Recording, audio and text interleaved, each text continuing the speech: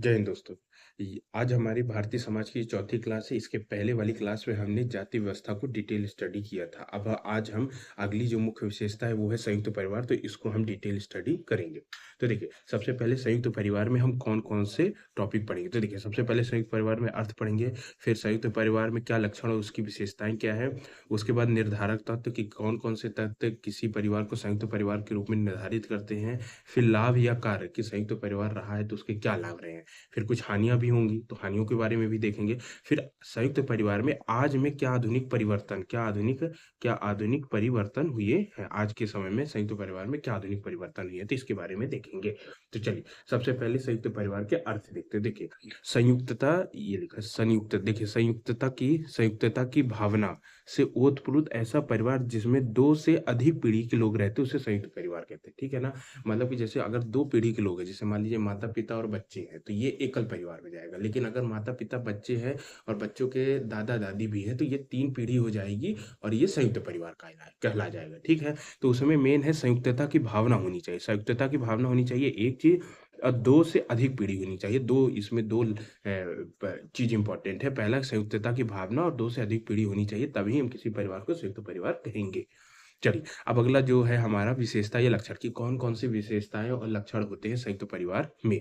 तो देखिए, सबसे पहले संयुक्तता की भावना, ये तो आपको मालूम है। संयुक्तता की भावना का मतलब है कि एक लोग भावनात्मक रूप से आपस में जुड़े रहते हैं, ठीक है? नहीं तो अगर आपस में भावनात्मक रूप से जुड़े नहीं रहेंगे तो वो हम संयुक्त परिवार नहीं कहेंगे, ठीक है? चलिए, नेक्स्ट है समान आवास, मतलब एक ही आवास होता है। मान लीजिए कि एक एक मान लीजिए दादा-दादी हो गए, उसके उनके 4 बेटे हो गए, तो चारों बेटों का अपना-अपना परिवार, ठीक है? तो सबका एक सामान्य निवास होगा, सभी एक ही घर में रहेंगे। फिर सामान्य रसोई मतलब सहभोजिता, मतलब सबका खाना एक साथ बनेगा, भले 50 लोग क्यों ना हो परिवार में, पर सबका खाना एक साथ बनेगा। नेक्स्ट है समान संपत्ति, मतलब सबकी संपत्ति समान होगी, मतलब मुखिया के नाम पे होगी, अभी उन संपत्तियों का बँटवारा नहीं हुआ होगा, तभी ये आपका संयुक्त परिवार कहलाएगा। फिर नेक्स्ट है सामान्य पूजा पद्धति। सामान्य पूजा पद्धति मतलब कि जो मतलब उस घर के कुल देवी है या देवता है, जो भी स्थापित देवता है, उनकी पूजा सब एक साथ करेंगे और एक ही तरीके से करेंगे। मतलब पूजा, मतलब धार्मिक स्तर पर कोई भी भेदभाव या असमानता आपको दिखाई नहीं देगी। उसके बाद है पर्व त्योहारों में सबकी सहभागिता, जैसे मान लीजिए कोई पर्व है, कोई दीपावली, रक्षाबंधन, दशहरा जैसे कोई पर्व है, तो उसमें सब लोग एक साथ मिल करके उस पर्व का सेलिब्रेशन मनाते हैं। फिर है मुखिया की सत्ता सर्व, ये सबसे इम्पोर्टेंट तत्व है, आपके लक्षण है आपके संयुक्त परिवार के, कि इसमें जो मुखिया होता है ना, उसी के पास सत्ता होती है। सत्ता यानी सारे परिवार से रिलेटेड सारे निर्णय वही करता है और उसी की सब बातें मानते हैं, उसी के पालन करते हैं, तभी वो एक संयुक्त परिवार बन पाता है और लंबे स्तर तक चल पाता है। तो जो मुखिया होता है वो इम्पोर्टेंट होता है संयुक्त परिवार में।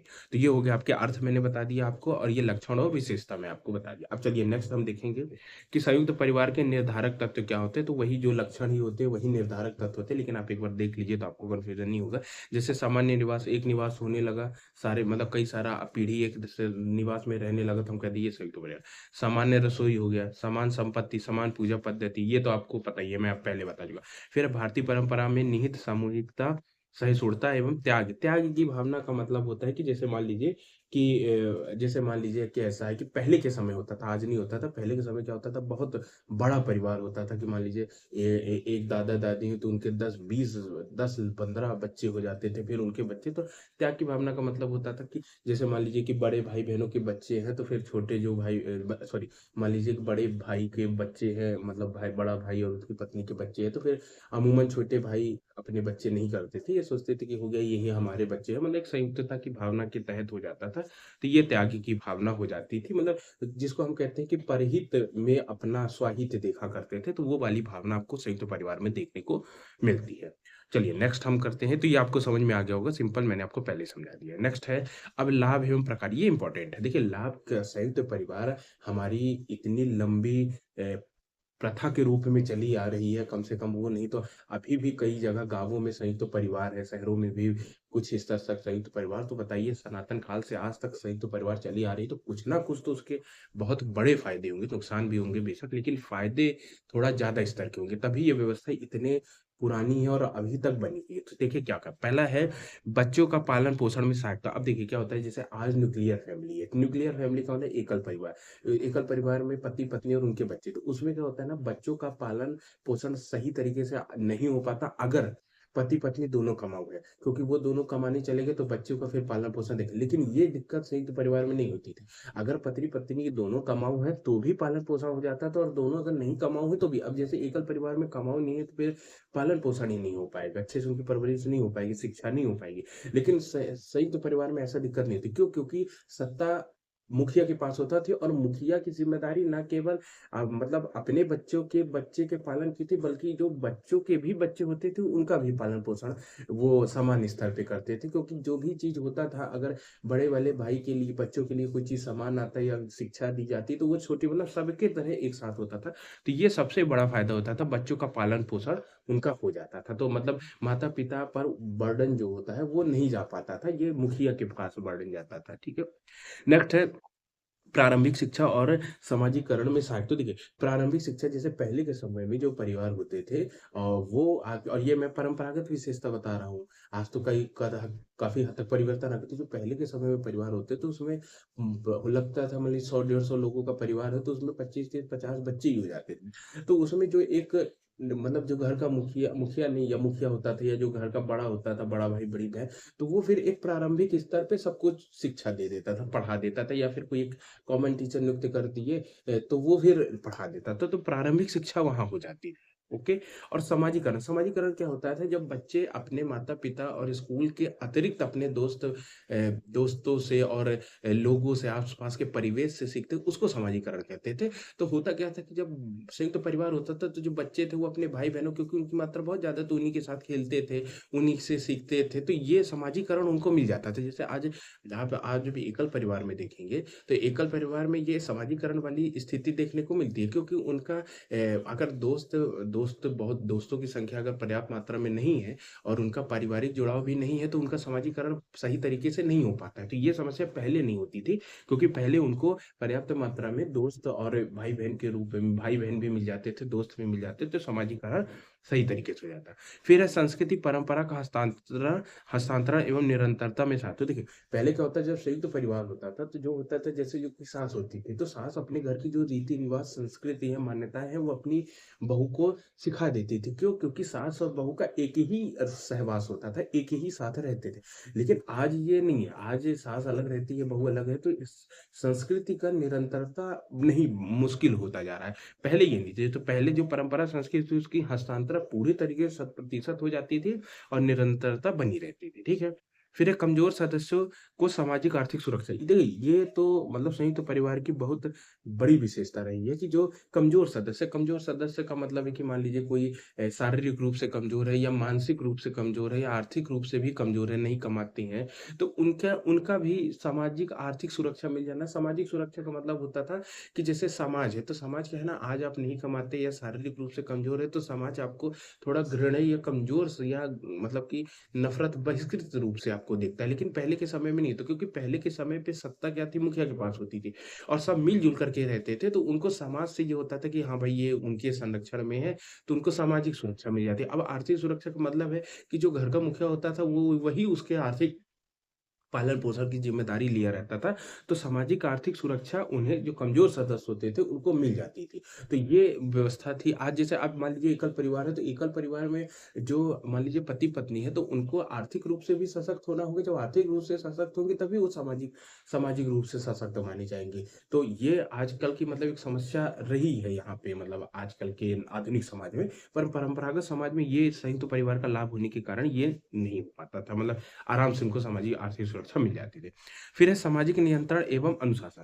देखिए, सामाजिक नियंत्रण एवं अनुशासन ये एक फ़ायदेमंद भी है, नुकसान भी, मतलब कि नेगेटिव भी है। क्यों? देखिए, सामाजिक नियंत्रण का मतलब होता था कि जैसे मान लीजिए कि कोई व्यक्ति है, अगर वो मान लीजिए कि अब अपना कोई मतलब कि कोई मतलब कुछ स्वतंत्रता चाहता है या कुछ अलग हट के कुछ करना चाहता है, तो वो समाज द्वारा नियंत्रित हो जाता था। या जैसे मान लीजिए कि कोई एक मतलब संयुक्त परिवार है गाँव में, अगर वो अंतर्विवाह भी चाहता है, अंतर्विवाह चाहता है, अंतर्जातीय विवाह चाहता है, तो ये भी नहीं हो पाता था। क्यों नहीं हो पाता था? क्योंकि समाज उसको नियंत्रित करता था कि आप अंतर्जातीय विवाह मान्यता प्राप्त उस समय नहीं था, और ये अनुशासन में उनको रखता था। या फिर मतलब ये अंतर्जातीय विवाह और किसी भी तरह या उद्यम के लिए सोचने या कुछ स्वतंत्रता के लिए सोचने, तो ये मुश्किल होता था। तो ये वाली व्यवस्था ये नेगेटिविटी के लिए। अगर आप यही पॉजिटिविटी के लिए देखें, तो सामाजिक नियंत्रण था कि जैसे अपराध वगैरह आपराधिक गतिविधियों में रोक लग जाती थी, ठीक है ना?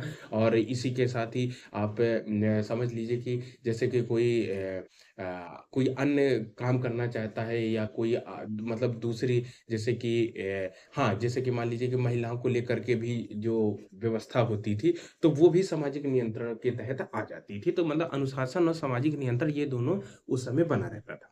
उसके बाद है स्वस्थ मनोरंजन। अब देखिए स्वस्थ मनोरंजन इसलिए ये जो संदर्भ बोला गया, ये आज के संदर्भ बोला गया। जैसे आज है, आज का गेमिंग का टाइम है, बच्चे मोबाइल वीडियो गेम में बिज़ी है। लेकिन उस समय क्या होता था, उस समय आउटडोर गेम होते थे और उनको बराबर मनोरंजन के तौर पे उनको दादी, जैसे दादी होती थी, तो दादी उनको कहानी सुनाती थी, तो उनका मतलब दादा-दादी से भी जुड़ाव रह जाता था, और उनकी आउटडोर गेमिंग होने के कारण उनकी जो शारीरिक मतलब की क्षमता है, उसमें भी प्रसार होता रहता था। लेकिन आज क्या है ना, आज ये दादा-दादी का भी मतलब ये कहानी सुनने वाली व्यवस्था लगभग खत्म सी हो गई है, और ये गेमिंग के कारण उनकी शारीरिक क्षमता में भी कमी आई है। तो ये जो पहले था वो लाभ था।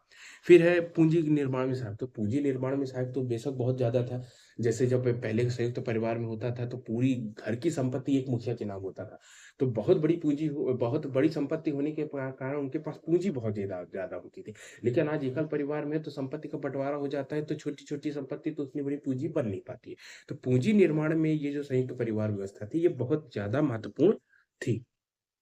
चलिए अब नेक्स्ट बढ़ते हैं हानि। अब हानि भी है। अब जैसे देखिए, पहली तो हानि है स्वतंत्र व्यक्तित्व में बाधक। अब आप कुछ अलग से करना चाहते हैं, तो आपको मुखिया की परमिशन चाहिए। अगर मुखिया ने मना कर दिया, तो आप अलग से कुछ काम नहीं करना। उद्यम करना चाहते हैं, कोई और सामाजिक जो स्थापित मान्यता है उसके विरुद्ध कुछ करना चाहते हैं, तो ये दोनों में आपको रोक लगाती थी, बंधन करती थी। ओके।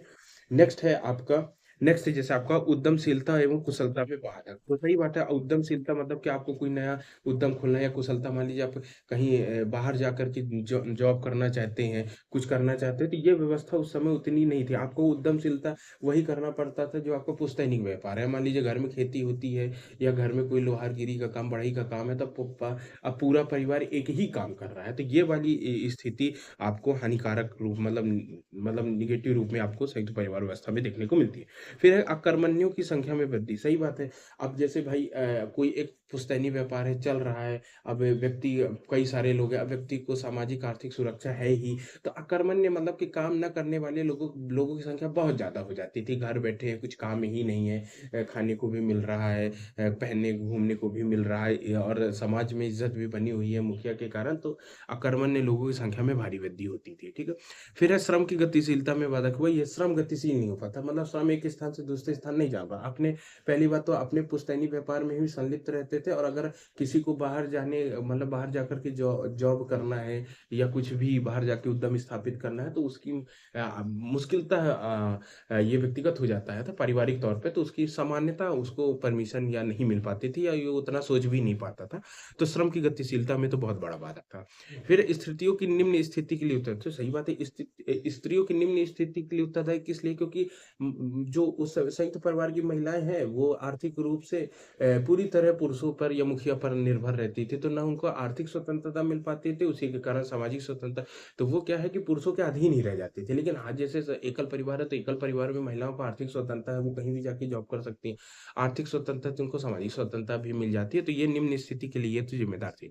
उसके बाद है जनसंख्या में वृद्धि। अब जनसंख्या में वृद्धि इसलिए क्योंकि अपने जैसे मान लीजिए बच्चों के पालन पोषण का भार माता पिता में आ ही नहीं पाता था, और वो मुखिया के ऊपर जाता था, तो मतलब अनियंत्रित बच्चे कर लेते थे, तो जनसंख्या की वृद्धि के लिए ये आपका जिम्मेदार था। तो ये आपके जितने आपके 6 टॉपिक हैं, ये आपके हानिकारक थे संयुक्त परिवार व्यवस्था के।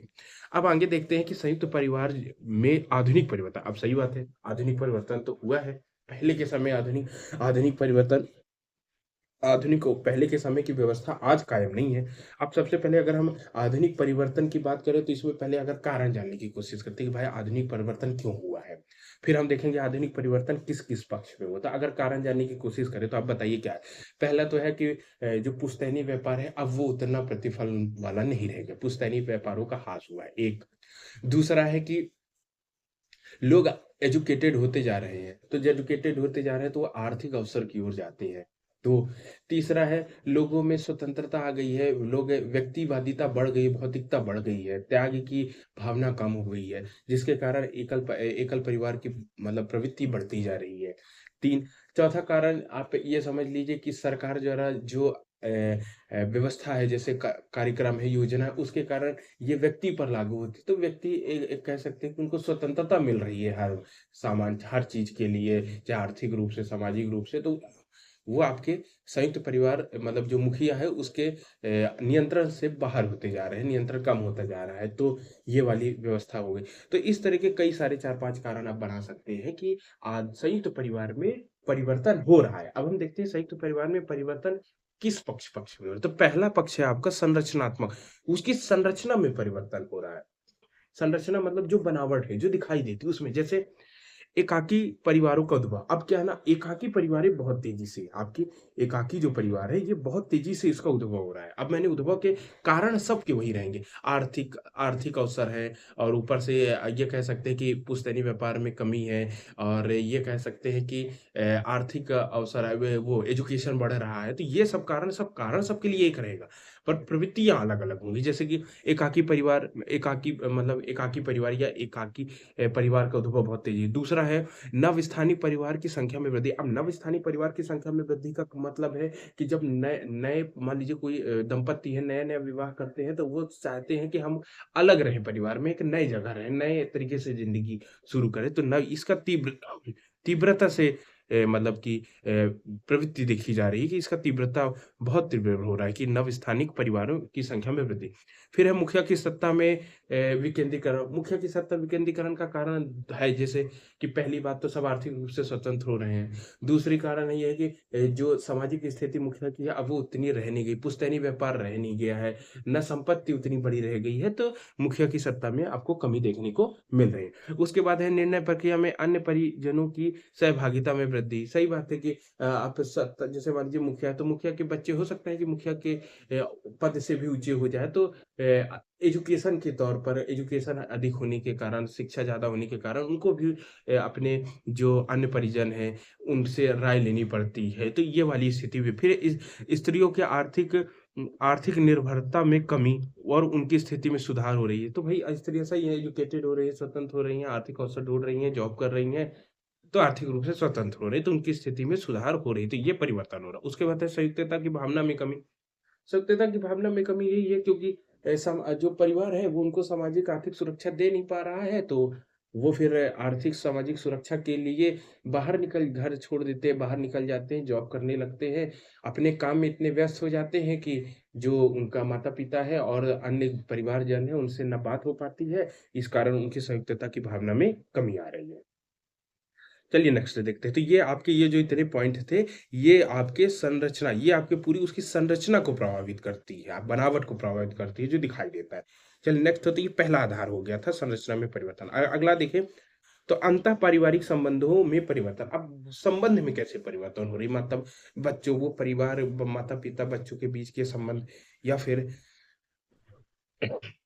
या फिर अन्य संबंध जो भी हैं परिवारजनों के बीच तो देखिए पहला है माता-पिता व बच्चों के संबंध समता युक्त व मित्रवत हो रहे हैं। तो सही है एजुकेशन होने के कारण और आधुनिकता के मूल्य स्थापित होने के कारण ये सामान्यतः अब देखने को मिल रहा है कि माता-पिता और बच्चे एज़ ए फ्रेंड के रूप में रहते हैं, सारी बातें एक-दूसरे से शेयर करते हैं, तो ये आपकी हो गई।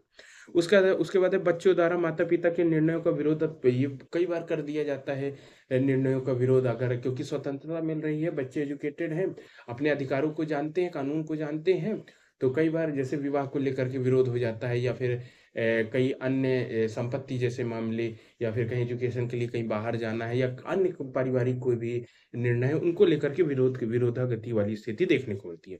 फिर है पति-पत्नी के मध्य निकटता में वृद्धि और संबंधों में समानता का व्यवहार है। पति-पत्नी, भाई पति-पत्नी दोनों एजुकेटेड है।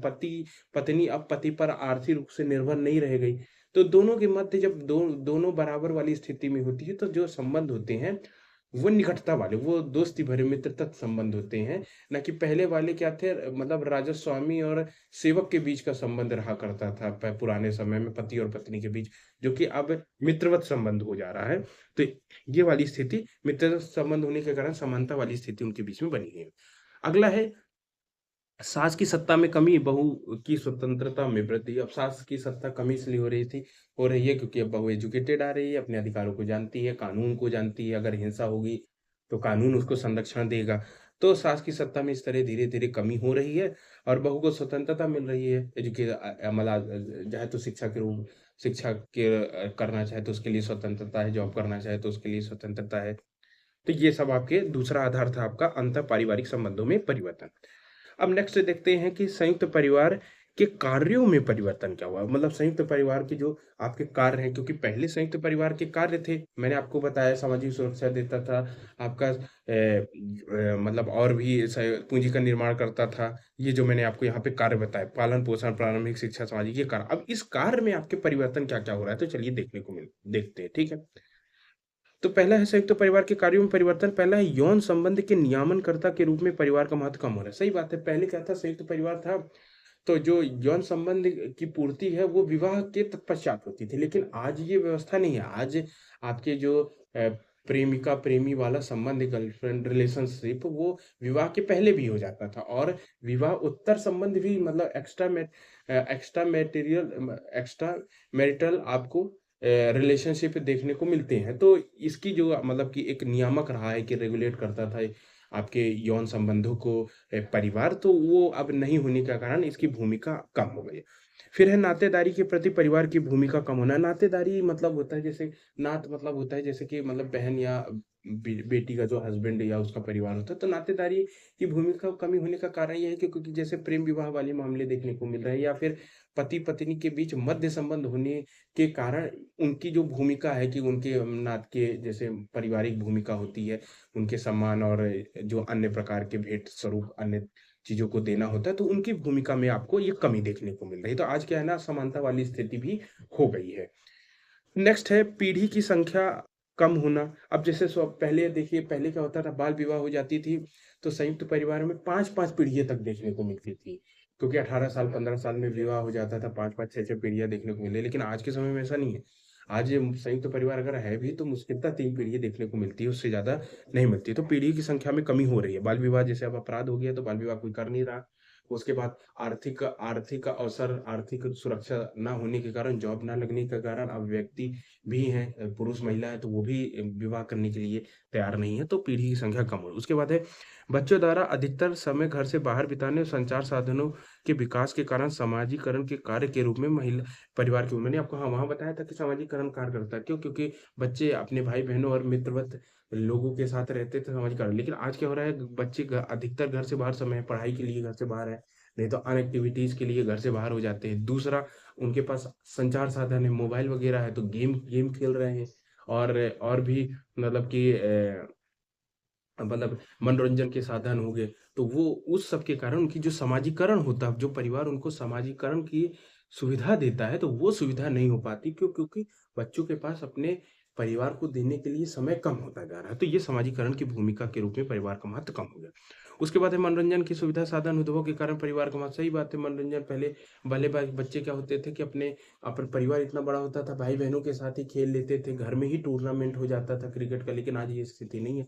आज घर में बच्चे भी नहीं है, तो बाहर जाते हैं खेलने के लिए। नेशनल, मतलब कि नेशनल अवार्ड होता है, गली क्रिकेट वगैरह, ये सब का उद्भव इसी के तहत हुआ है।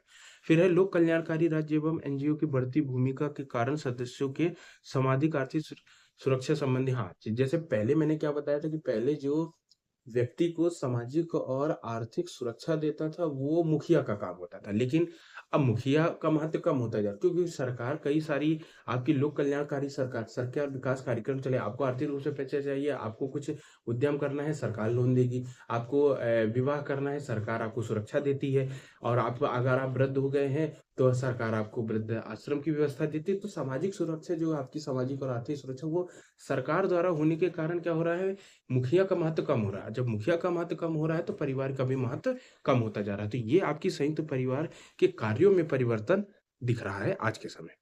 चलिए नेक्स्ट देखते हैं अन्य परिवर्तन, जैसे अन्य कुछ परिवर्तन और जैसे है विघटित परिवारों की संख्या भाई वही है, संयुक्त परिवार और एकल परिवार में टूटता जा रहा है। कारण आपको पता है, एजुकेशन हो गया, आर्थिक अवसर हो गए, लोगों को अपने अधिकारों के प्रति जागरूकता हो गई है, तो ये इसके कारण आपका परिवार बहुत तेजी से विघटित होता है। उसके बाद है पुत्र व बहू द्वारा माता पिता से अलग होने की प्रवृत्ति। अब पुत्र और बहू द्वारा माता पिता अलग होने की प्रवृत्ति का कारण है सबसे बड़ा कि क्योंकि पुत्र बहुत समय तक एजुकेशन के कारण बाहर रहा, उसके बाद आर्थिक अवसर पाने के कारण जॉब बाहर करता रहा, तो उसका जो माता-पिता के साथ का जो भावनात्मक लगाव होना चाहिए था मजबूत, वो हो ही नहीं पाया।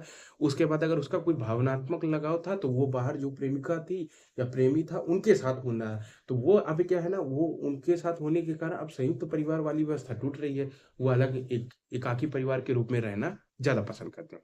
उसके बाद है माता-पिता भी पुत्र से अलग रहने की ओर उन्मुख। उसका भी कारण यही है कि अब जैसे बच्चे हैं, बाहर रहना, आर्थिक स्वतंत्रता है, भौतिकता भरा समाज है, तो माता-पिता भी चाहते हैं कि बाहर रहें और कमाएँ, आय करें और मतलब आर्थिक रूप से संपन्न हो। और आज का जो समाज है, वो आर्थिक संपन्नता ही सामाजिक प्रतिष्ठा का कारण बना हुआ है। तो जिसके पास जितने पैसे उसको उतनी प्रतिष्ठा, तो ये माता-पिता भी जान गए हैं, तो वो उनको चाहते हैं कि भाई बाहर रह के कमाएँ, जिससे उनके घर में कार रहेगी, तो उनको भी सम्मान मिलेगा, आर्थिक सम्मान के साथ सामाजिक सम्मान मिलेगा, ठीक है? फिर द्विपक्षीय नातेदारी प्रचलित परिवार में मातृ पक्ष के प्रभाव में वृद्धि। अब द्विपक्षीय नातेदारी मतलब दोनों व्यवस्था बढ़ रही है, जैसे मान लीजिए पति-पत्नी है, तो पहले क्या होता था, वही मैं बताया कि जैसे स्वामी और सेवक वाली स्थिति थी, लेकिन अब दोनों एजुकेटेड है, दोनों जॉब में हैं, तो महिला का जो पत्नी है, उसका भी परिवार में बराबर की भूमिका बल्कि उसकी अधिक भूमिका होती जा रही है। क्यों? क्योंकि शुरुआत जब बच्चे छोटे रहते हैं, तो उनका अपनी माँ के प्रति अधिक लगाव होता है। तो जो परिवार जो पहले पितृ सत्तात्मक परिवार था, वो अब थोड़े स्तर पे ही देखने को मिलता है, लेकिन मातृ पक्ष की ओर बढ़ रहा है। फिर नेक्स्ट है, भारत में भी लिव इन रिलेशनशिप का प्रचलन और बिना विवाह के परिवार निर्माण की प्रवृत्ति बढ़ रही है। अब जैसे पश्चिमी समाज में जैसे लिव इन रिलेशनशिप का कॉन्सेप्ट पश्चिमी समाज में था कि विवाह की आयु अधिक होने के कारण यौन भावनाओं की पूर्ति के लिए संबंध स्थापित किए जाते थे पश्चिमी समाज में। क्यों? क्योंकि वो आर्थिक समाज हुआ करता था, सामाजिक समाज, भावनात्मक लगाव वहाँ पे कम देखने को मिलता है, आर्थिक संपन्नता पे ज़्यादा फ़ोकस करते हैं। लेकिन भारत में भी अब बढ़ती औद्योगीकरण, बढ़ता भौतिकतावाद ने भी यही प्रवृत्ति अपना ली है पश्चिमी समाज। लिव इन रिलेशनशिप की भावना, आपको लिव इन रिलेशनशिप ज़्यादातर अब बड़े शहरों में तो देखने को मिलता ही है, भले गाँवों में अभी उतना नहीं देखने को मिलता है। और बिना विवाह के भी लोग परिवार बनाने की प्रवृत्ति बढ़ गई है, कानून सुरक्षा देता है उनको और समाज द्वारा अब बड़े शहरों में तो समाज द्वारा स्वीकार्य भी हो गया है, तो उनको फिर आगे चल के कोई समस्या भी नहीं होती है। फिर वर्तमान में भारत में समलैंगिक संबंधों को भी मान्यता देने की संभावना वृद्धि से ये सुप्रीम कोर्ट के भी निर्णय आ गए हैं। समलैंगिक संबंध अब आपराधिक अपराध नहीं रह गया है, आईपीसी से भी चीज़ें हट गई है। तो ये वाली जो व्यवस्था है, जैसे पहले सामाजिक संबंध को तो बिल्कुल अपराध की दृष्टि अपराध था ही, लेकिन अब ये ना होने के कारण भी ये आपकी जो संयुक्त पारिवारिक व्यवस्था है या समाज में स्थापित मान्यताएँ हैं उसको चोटिल करती हैं, उसको कमज़ोर करने का कारण बनती हैं। तो चलिए इतना ये मैं आपको संयुक्त परिवार व्यवस्था बता दिया। तो चलिए ठीक है, आज आपको जैसे कल की क्लास में मैंने आपको जाति जो व्यवस्था थी समाज में, मैंने उसको पूरा डिटेल किया था। आज मैं आपको संयुक्त परिवार व्यवस्था पूरा मैं आपको कंप्लीट डिटेल बता दिया। तो उम्मीद करता हूँ दोस्तों आप लोग को ये समझ में आ गया होगा। अगर आपको वीडियो पसंद है, नेक्स्ट वाले वीडियो में मैं आपको धर्म वाला पूरा सेक्शन को डिटेल करूँगा अगली वाली वीडियो में। तो अगर आपको वीडियो पसंद है तो लाइक करिए और चैनल को सब्सक्राइब करिए। जय हिंद।